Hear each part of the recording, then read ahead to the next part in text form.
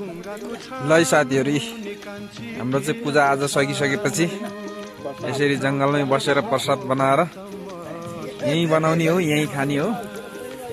घरमा चाहिँ लानु हुँदैन भन्ने छ छोरी मान्छेहरुले खानु हुँदैन भन्ने छ यो चाहिँ यसरी पकाइन्छ हाम्रो भाइले मजाले पकाउँदैछ यहाँ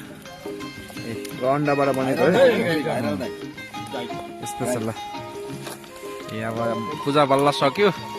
पूजा सकिएपछि यसरी ऐला सैला सबै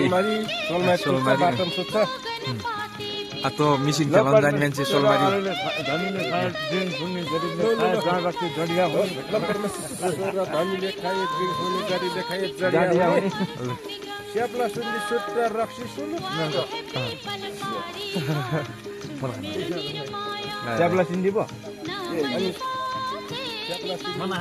यसरी खाने गरेछ अहिले यही बसी आनन्दले पाक्दैछ यो चाहिँ अब पाक्न लाग्यो कति टाइम लाग्छ हो 1 मिनेट जति 1 मिनेट जति लाग्छ अरे यस पछाडि सबैजना बसेर यहाँ खाने हो चारैतिर जंगल यस्तो छ है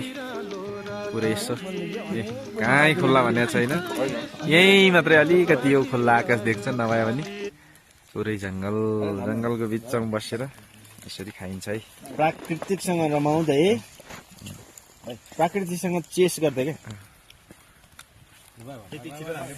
चेस गर्दै खाने हो चेस गर्दै अर्गानिक आगोमा पकाएर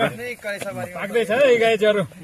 यो चाहिँ फेरि प्रसाद हो है प्रसादको रूपमा खाने हो कार्तिक पूर्णिमा भाले खाने हो अहिले अन्डा खाने हो